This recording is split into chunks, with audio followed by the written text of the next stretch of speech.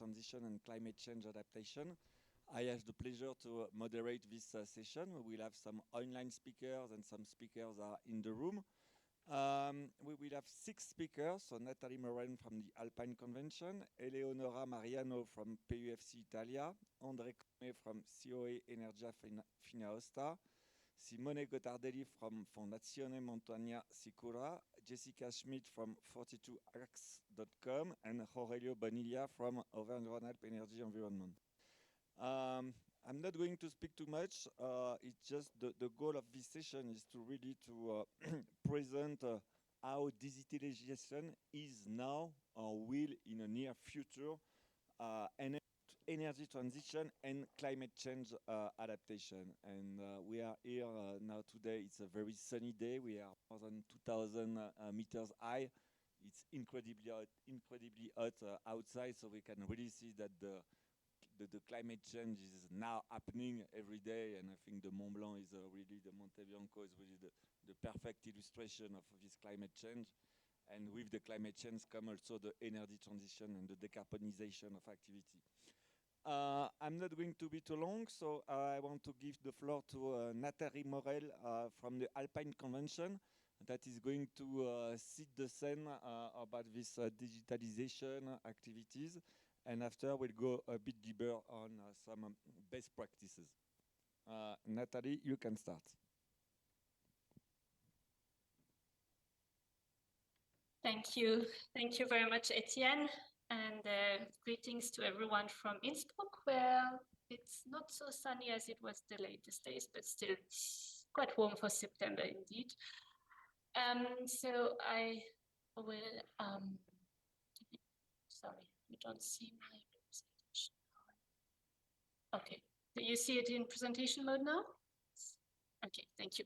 So what I will do here is not immediately give good practices in terms of digitalization, but explain you in which context this session in the Digital Alps Conference came to happen, for which we're very grateful to USALP AG5, but also AG9 in the person of Etienne. So I'm speaking from the Permanent Secretariat of the Alpine Convention. And the Alpine Convention, as most of you will know, is the international treaty dedicated to the sustainable development and protection of the Alps, which was signed 32 years ago by the 8 Alpine countries and the European Union. The Alpine Convention is a framework convention which applies in the area of the proper Alps, I mean the mountainous Alps. So you see it's the core area if you compare to the USALP area. And this is accompanied by 8 protocols, one of which is the protocol on energy, which entered into force 21 years ago. And this energy protocol gives a framework with the objective to establish sustainable development in the energy sector in a way compatible with the Alpine region's specific tolerance limits. There are also, so the energy protocols clearly identifies energy savings and efficiency as the first level of action. But there are also different provisions on the development of renewable energy with guidance on the sustainability and also on the distribution, and quite a few provisions which are still actual now, 20 years later. And the energy protocol came into force,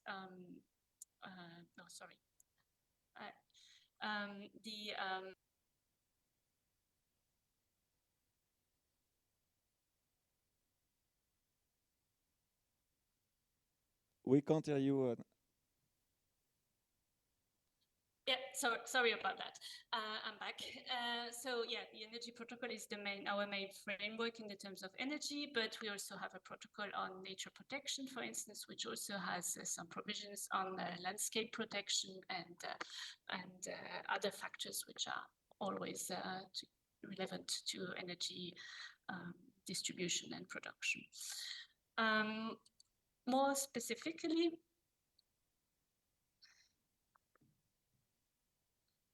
okay, sorry. The Alpine Convention is also working on the climate as a cross-sectoral topic. So we developed some years ago an Alpine climate target system for the Horizon 2050, which is a sectoral approach. The principles are the added value of the Alpine cooperation. So what are the general principles in the Alps which justify our cross-border and transnational cooperation? And then for the two other objectives of climate neutral and climate resilient Alps in 2050, the Alpine Climate Board, which is a group of experts within the Alpine Convention, developed targets in each of 10 different sectors, which range from spatial planning to soil protection via energy and other topics. And these long-term goals have been refined through a climate action plan 2.0, because there was one already in 2006, which you can find displayed this will be maybe my digital contribution in an interactive way on this website, alpineclimate2050.org, and which gives some practical inputs on how to reach the targets of the target system, how to reach them through concrete activities and actually sequences of activities, which we call the implementation pathways. And on the topic of energy, these implementation pathways were developed together with AG9. And my last point in this introduction was to say that beyond this sectoral approach, the Alpine Climate Board is currently focusing on cross-sectoral priorities, recognizing that it's also the added value of the Alpine Convention to be able to involve the stakeholders from the different sectors.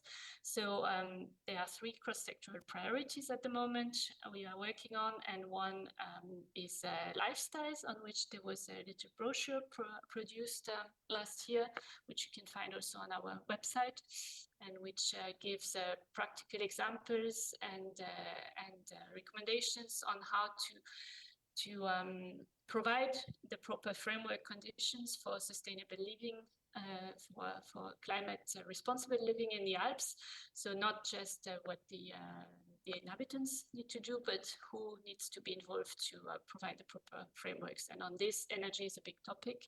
There's one part on energy on Alpine settlements and buildings, for instance, where this is developed. Another of our current cross-sectoral priorities is energy. And to kickstart this, there was a workshop organized in March, and this is within this workshop, which was dealing with cross-sectoral approaches to support the energy transition in the Alps, that the leaders of Action Group 5 proposed to organize a session within this Digital Alps conference of today to provide some good practices on what happens, in which ways the digitalization can support the energy transition. And this is why I'm here today, mostly to hear what you will present and discuss, and also to give any information needed on this framework provided by the Alpine Convention. Thank you very much, and give the floor back to Etienne. Okay. Many thanks, Nathalie. I hope the next speaker will be able to feed you in best practice and examples for this Alpine Convention and this pathway. I just need to apologize because I forgot to present myself in the introduction. So I'm Etienne Viennot. I'm head of European and International Affairs at the Auvergne-Rhône-Alpes Energy Agency. And I'm co-leading the Action Group 9 about energy transition in the frame of EUSALP, and that's quite a big challenge, energy transition. So let's go to our next speaker online again. So this is Eleonora Mariano from PUFC Italia. She's going to tell us about the role of digitalization for the traceability in the wood energy supply chain. Eleonora, the floor is yours. Yeah, thank you very much. I'm going to share my screen. Are you able to see Perfect. my presentation? Okay, thank you. And thank you for this opportunity. I'm here, we talk as PFC Italy about forests. So forests are really into both the thematic and the topics of this conference. Climate change, of course, but also energy and the impact of digitalization in wood for energy supply chain. I'm here today in particular for presenting an activity we've been made during in the framework of the DESIRA project. We were just into the DESIRA project with my colleague Livia Ortolani, and as you probably already know, this project is an Horizon 2020 project, had the objective of improving the capacity to respond to the challenges of digitalization in rural, agricultural, but also in forestry sectors. We, as PFC Italy, had the role to coordinate a specific living lab on wood for energy traceability and the role of the digitalization for the traceability of the wood for energy supply chain. Our living lab has involved about 25 organizations at national, but also at local level. Link, of course, to the world of forest and wood for energy supply chain. And we work around three main steps. First of all, which is the past and current situation about digitalization and wood for energy supply chain. Second steps, how the future could be, which scenarios we can imagine around this topic, how digital tools will be useful for fighting illegal logging and for support a clear and legal economy.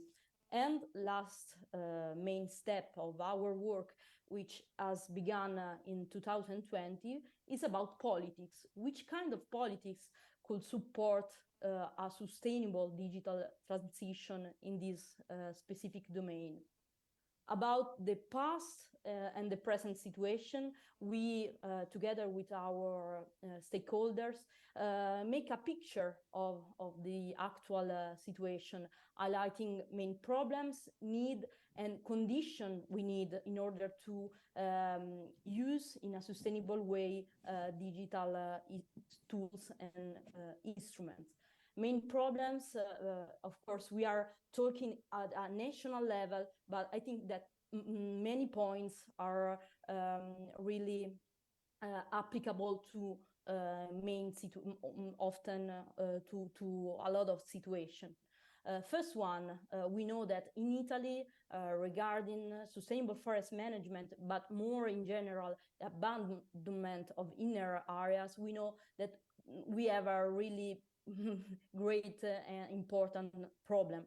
And this is also linked to the low quality of management in many cases of land and of forests. We know that just 18% of our forests at national level have a plan, a clear and specific plan. And just the 9% of all the Italian forests are certified for their sustainability. So we know that key problem is to have more planning and more sustainable management of our forests. The second problem is that from the other hand, we import a large amount of wood for energy, but also wood for other purposes. And we know that a large amount of this wood, about 20%, has not a clear traceability. And this is a really important issue because we are going to use resources from other parts of the world, importing them illegally.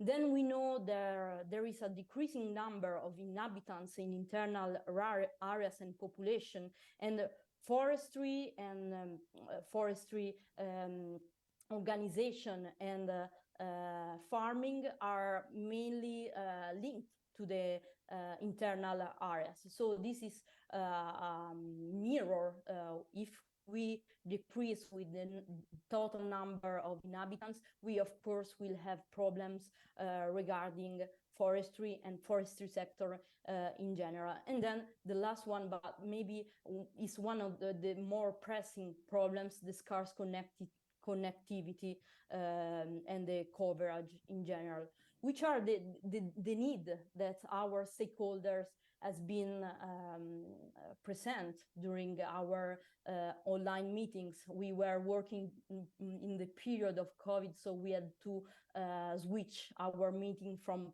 presence to online meetings.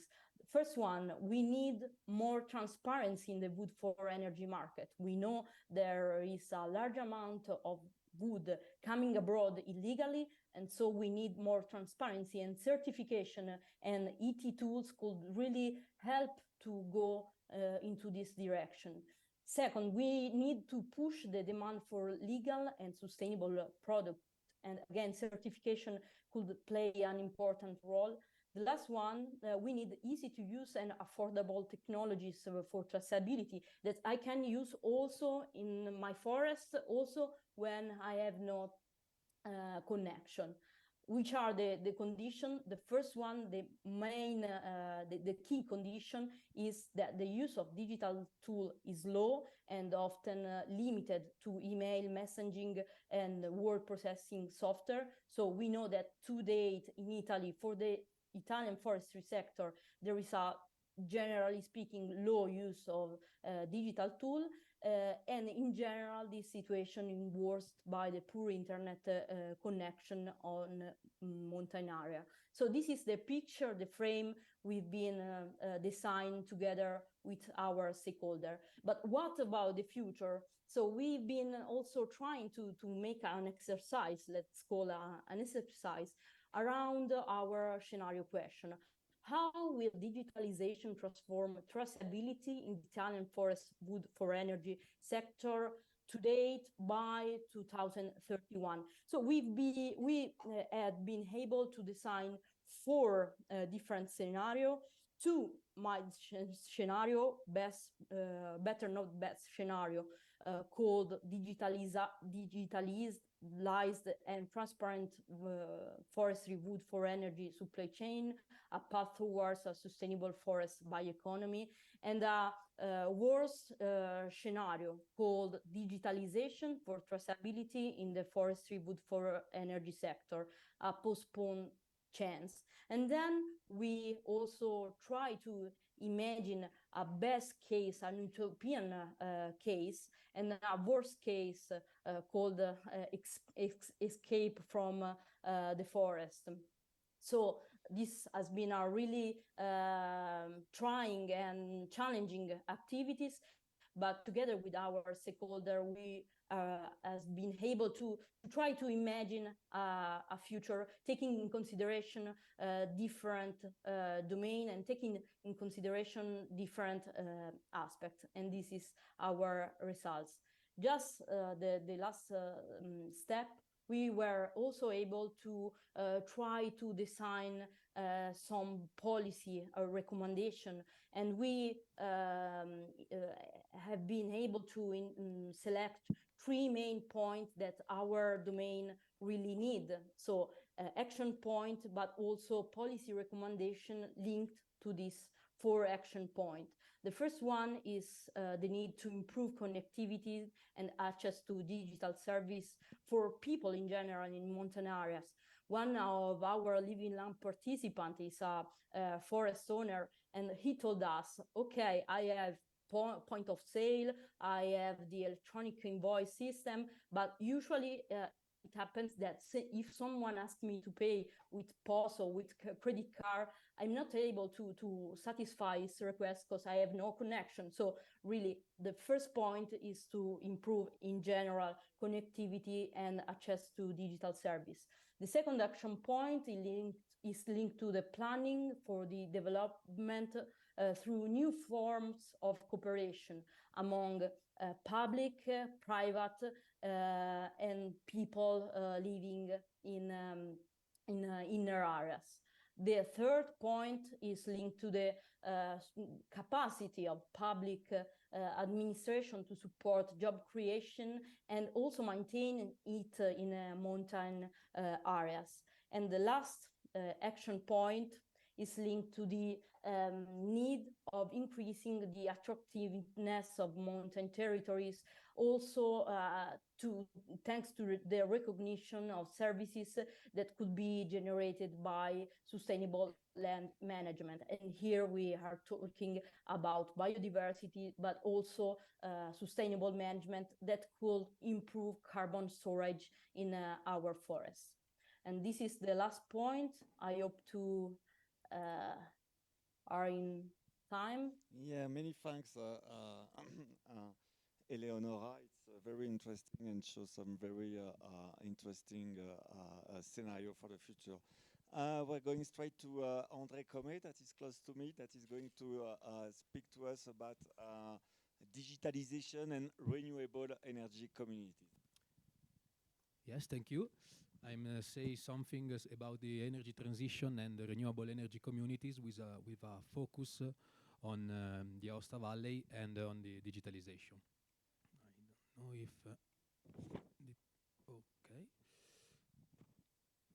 I am in Aosta Valley. The Sustainable Energy Development Service is the competent regional office for the energy field. And we, the COA Energy Service for which I work, is responsible for working for this office. One of our job is to support the predisposition, the monitoring, and update of the Regional Energy Environmental Plan, named PEAR VDA 2030. This is the regional tool for energy planning, and it indicates the direction to follow and set the targets that we have to achieve by 2030 in order to reach the challenging goal of being a fossil fuel-free region by 2040. The actual PEAR proposal is built around 4 pillars of intervention. First of all, we have to work on the reduction of consumption, especially for those from fossil fuels. The second pillar is about the increase in local production of renewable energy. In Aosta Valley, the potential of hydropower generation is almost saturated, completely saturated, so an important role will be that of photovoltaics and heat pumps. A key element is also the development of networks and infrastructures. And last but not least, people that have to take an active role in the process of change. Onto these 4 pillars, the theme of innovation is set in transversal mode, and in here digitalization play an important role. Indeed, digitalization is an enabling condition to promote the energy transition, with particular regards in the electrification process and in the transition towards a decentralized production system. And for this reason, digitalization holds an important role within the PEAR. And in particular, regarding the electricity and transmission and distribution networks, in this field we have to work on the telecontrol of substations, but also on the installation of second generation smart meters that allow continuous monitoring of energy flows. We don't have also to forget the digitalization of the natural gas distribution network. And at the end, digitalization is also enabling some innovation technology, like vehicle-to-grid technology, but also the new challenge of energy storage, renewable energy storage, and at least also the development of renewable energy communities. A renewable energy community is an association that produces and shares renewable energy, and may be composed by local citizens, local authorities, public administration, and also small and medium-sized enterprises, with some different benefits for the territories in which renewable energy communities are installed. We have some environmental benefits, like the reduction of emissions, because we produce renewable energy, and we avoid some losses during the distribution process. Then we have economic benefits for each member that receives a sum from the community based on the shared benefits. And we have also social benefits that, for example, can be the development of local productive sector and the increase of new green job. We can also have some additional benefits, like the deploying of efficient electrification solution. And we can also have the transition towards a decentralized production in which many small power producers replace few large power plants. In Italy, we are attending the national framework norms that can allow the creation of the first renewable energy communities. So the COA, at the COA, we are now doing some preparatory studies for the future development on this field. The Alcotra recrosses project is set in this context, and the general goal of the project is to support the creation, the management, and the growth of the renewable energy communities across the Alcotra territory, using experience developed both in Italy and in France.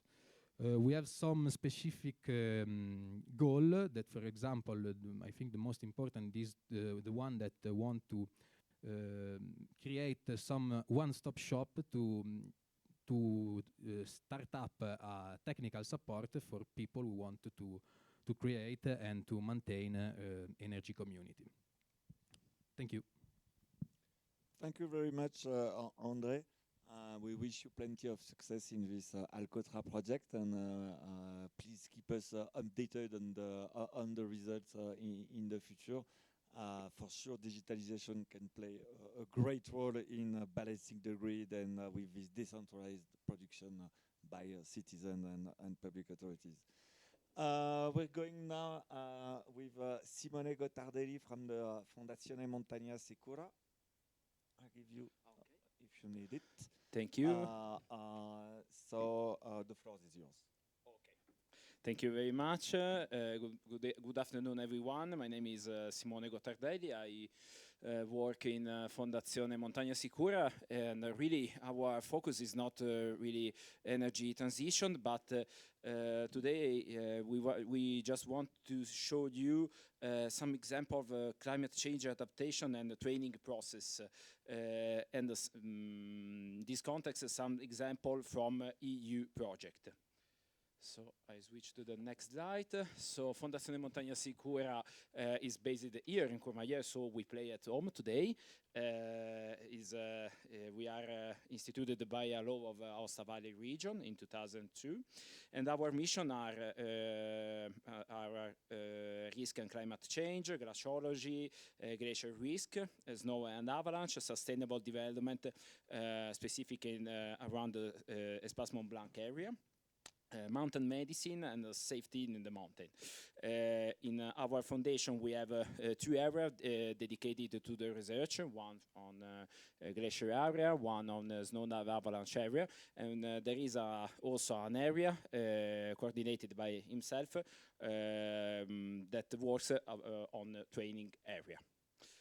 So I just want to present you one Erasmus Plus project. It's a small project that is just terminated in August 2023. It's called the Team Project, and and it is a project composed by two partners, the AFRAT, that is a sort of association foundation similar to Fondazione Montagna Sicura that work in the training of mountain professional, and Fondazione Montagna Sicura. And the object of this project was to understand the impact of climate change on the evolution of mountain profession cross-border in France and in Italy, and to propose training courses at a cross-border level. So we have carried out three principal actions.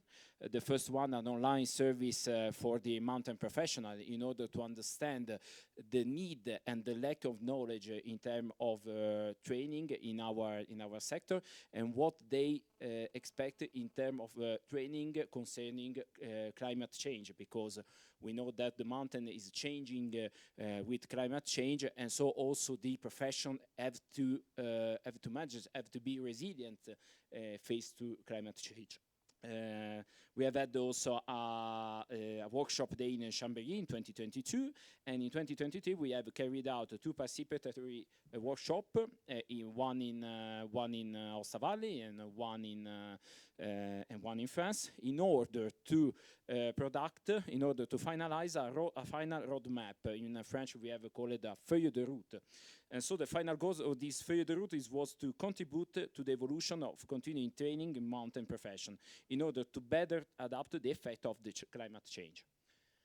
In this next slide this is a preview of this document that is published also on our website, so you can read the output of this work.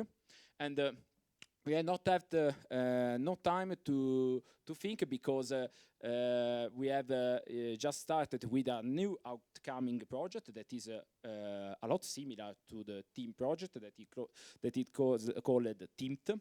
This acronym is in English because it's Training Innovation for Mountain Transition. And in the other project we have listed the need and the knowledge in terms of training. In this project we want to design innovative training courses to meet the skills needs identified by mountain professionals and the need to adapt the training courses. We are always with the AFRAT as partner. And the main action that we want to carry out in this project is, first of all, the realization of a benchmarking of actors and existing training courses in the country of the Alpine area. So we want to enlarge this benchmark not only at the cross-border region, Aosta Valley and Isère, Savoie and Haute-Savoie region, but also arriving to the Slovenia, for example. And second, the identification of training courses for mountain profession, integrating expert in transition and European training actor, that could be future partner of AFRAT and Fondazione Montagna Sicura for next project, for example. The development of a training module responding to the need of adapting the skills of social professionals in the mountain to the challenge of transition. And we want to integrate this new formation in a new training web platform that we have developed in the framework of Italy-Switzerland project that is called the CIME. It's a project that really is concentrated on mountain medicine, but in this project we have had a large focus on the training aspect. So we have developed this new platform that is called EDU Fond MS. And in this platform, this is the online training platform, the new online training platform of Fondazione Montagna Sicura. And it is possible to find the entire educational offer of our foundation coming from our activity or activities carried out from project. So we have online courses, live streaming courses, and in-person courses. For the instant, for the moment, the platform is in 2 languages, Italy and French. We are planning for the future also to translate this platform also in English. In the bottom you can find also the address, and so each user has a registration form to fill, a login page, and the user can find all the online courses that are available. There is also for the courses that are on payment, the possibility to pay online directly these courses. So that's all from my side, and I want to thank you for your attention. Many thanks, Simone. It's a really good example on how digitalization can help and is a good support to reach people that live in more remote area but still need to be trained for all the challenges that we face now with energy transition, the adaptation, and the change of the professions.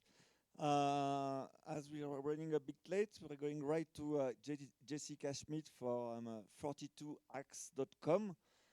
She's going to tell us how a data-driven approach can be the starting point of a real human experience. That is a very appealing title, Jessica. The floor is yours.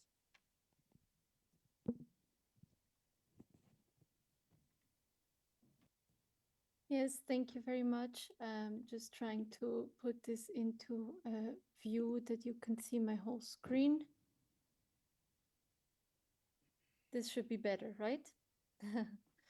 Okay, thank you very much for the introduction and for inviting me to the Digital Alps conference to share with you what we are doing at 42 Hacks. We are a climate hacker and entrepreneur community, a cooperative actually based in Switzerland. And we are driven by mitigating climate risks and work in the domain of mobility, but also in the domain of food and construction or real estate, because this is where we see the biggest levers to help reduce climate risks.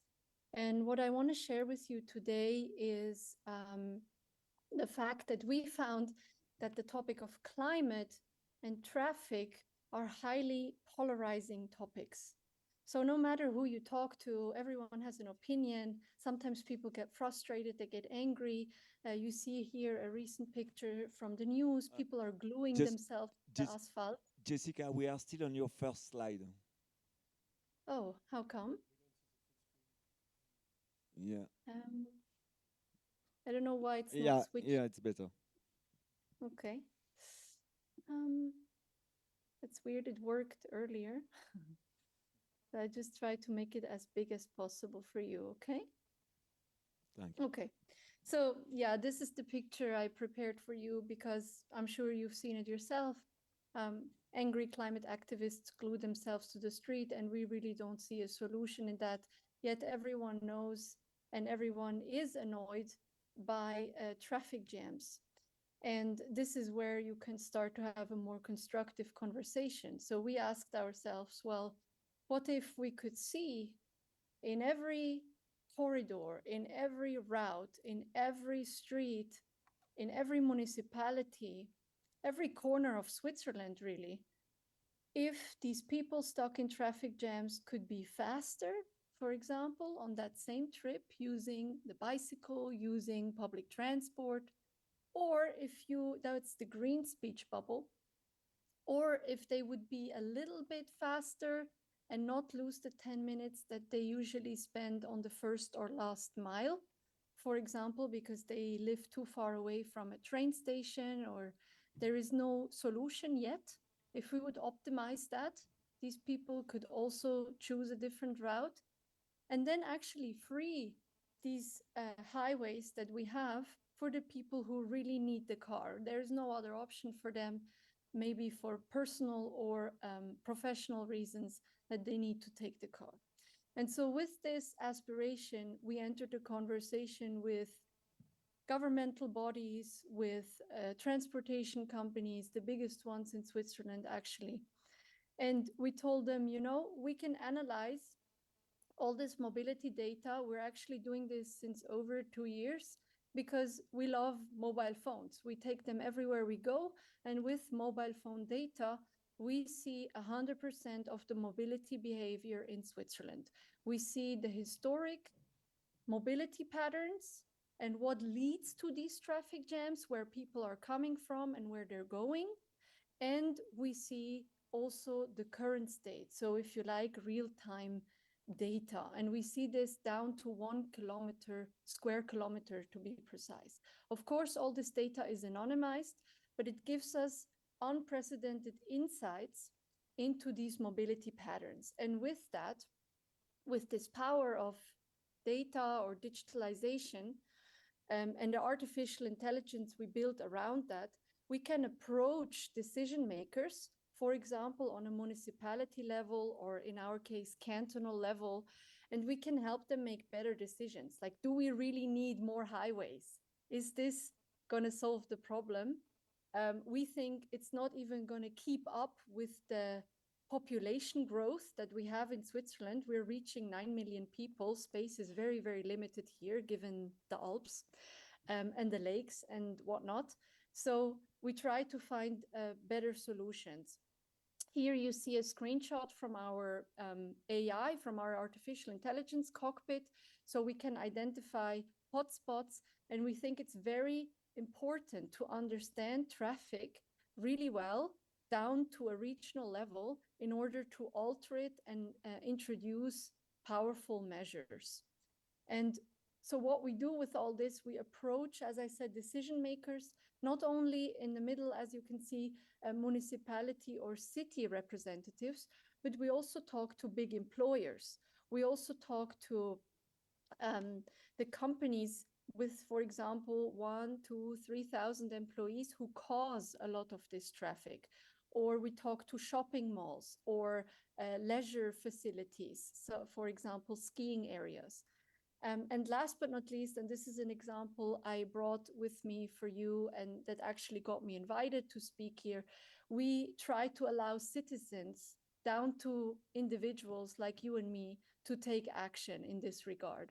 And with that, we drive solutions, and the one that allows citizens to take action is a challenge that we run. It's called 31 days. Say goodbye to your car for a month, exchange your car keys, and get access free of charge to public transport, to a really cool e-bike, and to car sharing.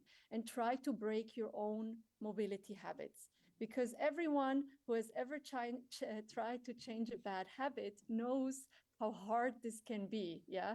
If you ever tried to quit smoking or to eat a little healthier or to take the stairs instead of the elevator, it's really hard. We're all trapped in our habits. And it's the same with our mobility behavior. And 31 days is one of our projects, one initiative. We have many, many of those to address the pressing topic of changing the mobility behavior for the climate, for a healthier environment. And we ran it twice. The last cohort consisted of 100 people in Bern, the whole canton of Bern, where our capital is. And we had outstanding results. Yeah. So the people you see here, from the 100 people, 90% said, I will use my car less or more consciously than I did before the 31 days challenge. Every third household, almost 27%, has sold at least one car. So we have now 12 households who are completely car free, 6 households reduced from 2 to 1 car.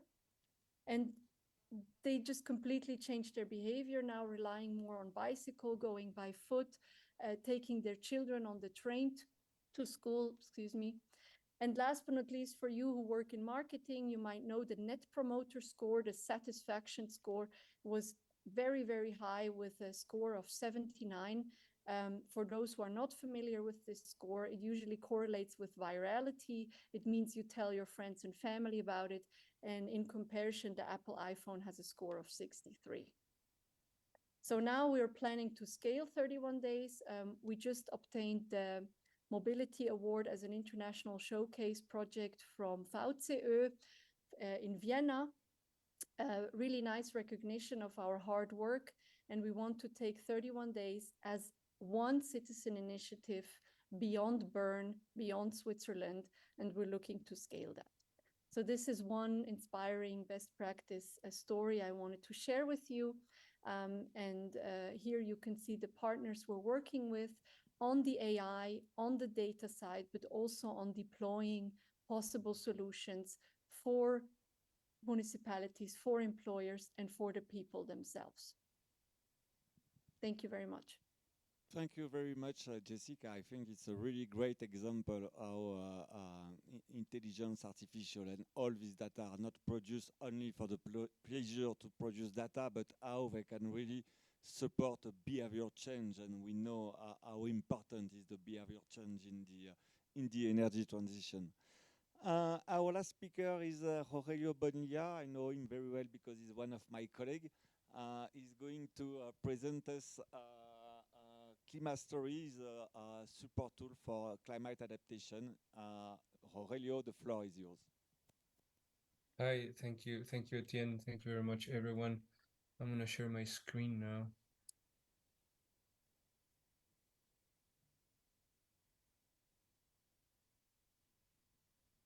Can you see my screen? Yes. Perfect. Okay, well, thank you very much for this opportunity to speak about how we are working on digitalization here in Auvergne-Rhône-Alpes Énergie Environnement, the regional energy agency. Today, I'm going to talk to you about Climastory, which is a tool that some of you may have already heard about. Climastory, more specifically, it's a tool to support adaptation to climate change. Thanks to, and what we're going to talk about is thanks to a digital interface for customized animation materials. And this seems very complex, but I'm going to go into detail and explain how this works out. The development of the digitalization of Climastory is being partially thanks to a project that we are working on, and it is a project that started approximately 1 year ago in November 2022, and Auvergne-Rhône-Alpes Énergie Environnement is the coordinator of this project. The name of it is Adapt Now, and the main goals of Adapt Now, I invite you to go look at our website or contact me if you want more information, but I'm just quickly going to give you what the gist of it is. Adapt Now looks to strengthen the adaptive capacity of alpine territories through climate adaptation and risk mitigation management tools and practices. We assess the climate adaptation plans and develop climate services, and I highlighted this because Climastory is a climate service that support the territories and their local public authorities. So finally, we make risk and adaptation planning more integrated, collaborative, and inclusive. And how does Climastory play a role in this? Well, Climastory, it's a collective reflection and decision-making support. If you can see the picture here, it is a map of a fictional territory where we can gather multiple stakeholders that usually come from the same municipality or the same territory, and we give them a scope: climate change and adaptation solutions in 5 economic sectors: agriculture and forestry, industry, tourism, trade and crafts, health and safety, planning and management of resource and biodiversity. So the way this works, the way we help people talk about how they want to approach climate change and what type of adaptation tools and strategies they can develop to face climate change is through a network of trained facilitators. They can come to you. You just have to contact us. Don't hesitate. And it is really an amazing tool that makes everybody understand right away that the way they've been approaching adaptation to climate change is always been in silos. And this tool allows everybody to speak from somebody else's shoes and visualize how adaptation to climate change may be approached differently. So Climastory is evolving, but thanks to its success, it's not only an awareness raising tool, but it is becoming a support tool that in France, at least, we use it in line with the territorial climate change adaptation trajectories called DAC, which is, so the ADEM is the National Energy Agency, for those who know it. And they have this trajectory that helps territories build their climate adaptation strategies.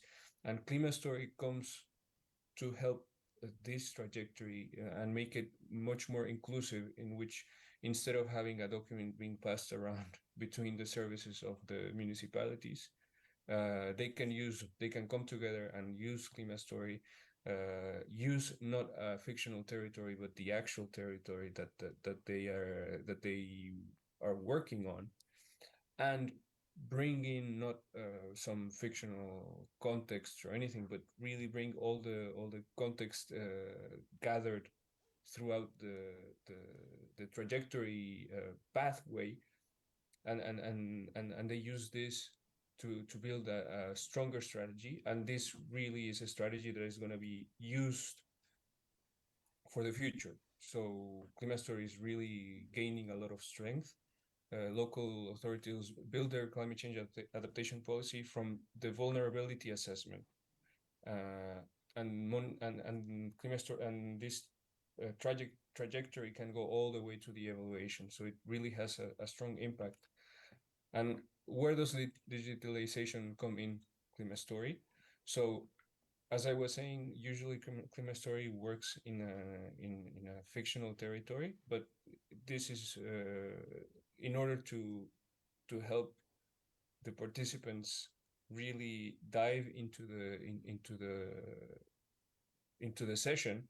We have a small narrative at the beginning, and we think that through a digital tool, we can generate this narrative more adapted to each territory. So you would use the vulnerability assessment, and through the information that you gain from the vulnerability assessment, you can generate a more adapted narrative to the territory that you're working on.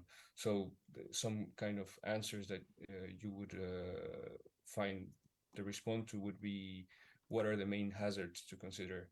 The medium to high temperatures, the impact of temperatures extremes in their territories, the fluctuating precipitations. So all these things can be more quickly adapted when we use digital tools.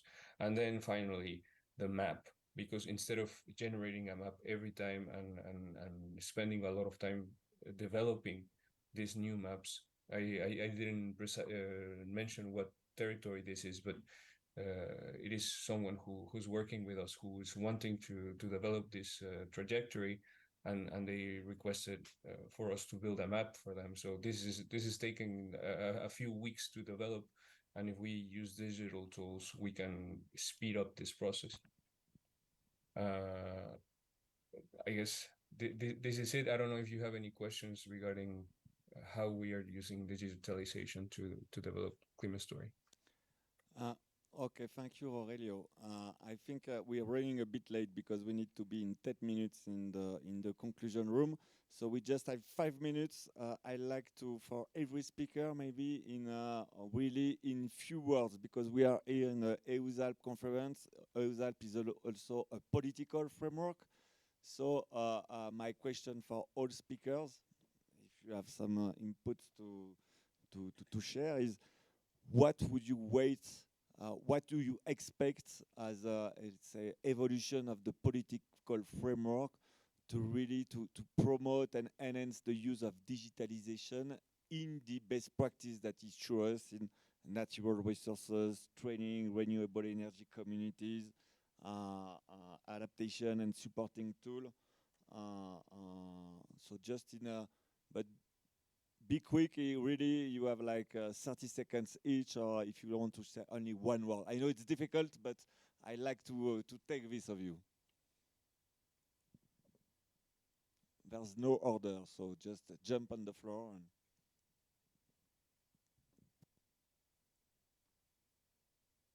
yeah, from our point of view, is not my point of view, but our Living Lab point of view. We've been working on this topic. So what politics have to do right now?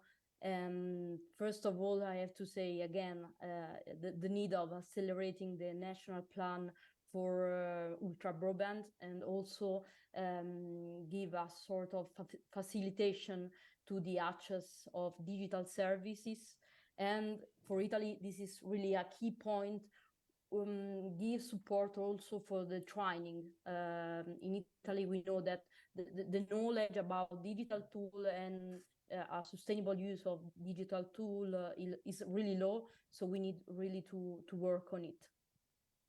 Thank you.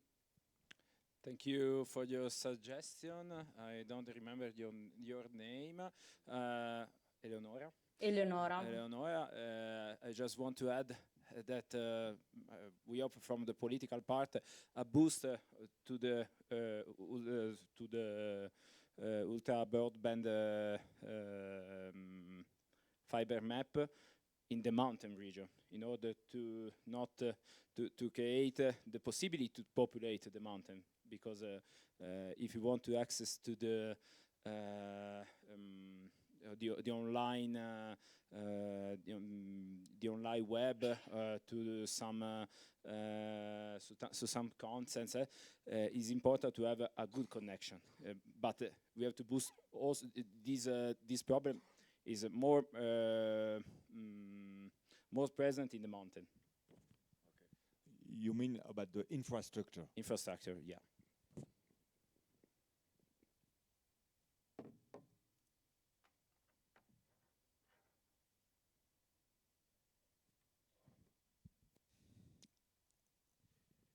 I agree with Simone, and I think also that personally politics don't have to be afraid on changement in this innovation and digitalization process, but have to run, because the issue is very big, and we don't have to be afraid on this challenge.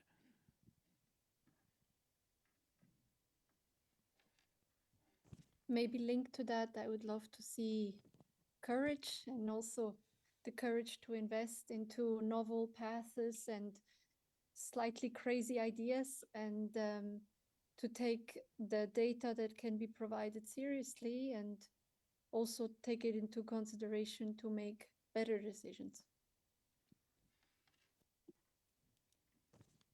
Thank you, Jessica. Is someone of the speaker, or maybe around the table, would like to? Yeah, Aurelio? very quickly. Yeah, I mean, in my case, it would be more at a lower level of governments to have more territories engage in the TACT strategy that I mentioned. It really would enhance and help territories to better adapt to the climate change, especially in the mountains, as we've seen so many catastrophes happening so often. I think we need to be prepared for this, and the more we are engaged, the better we'll be ready to face the problems of the future. Okay, thank you. Around the table, maybe you want to say something? No? Okay. I know this kind of workshop are sometimes a bit frustrating because we don't have so much possibility really to discuss, but we had like some very, let's say, I would say, lighting example that we know that some are starting, and but they are going to continue and really see how digitalization is a tool to really to support this energy transition and adaptation to climate change, with many practices, as I said before, for training, for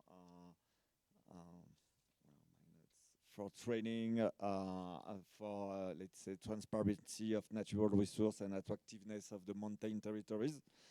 I think you will get all the presentation on the Digital Alps platform in few days or few weeks. I think you will receive an email. Do not hesitate to cooperate between yourself, to exchange. You can contact me also if you need. There's no problem. And now I need to close this workshop because we need to go to the conclusion time. So thank you for all the speakers. Thank you for all the people in the room. And we hope to continue the collaboration all together at Alpine level. Thank you.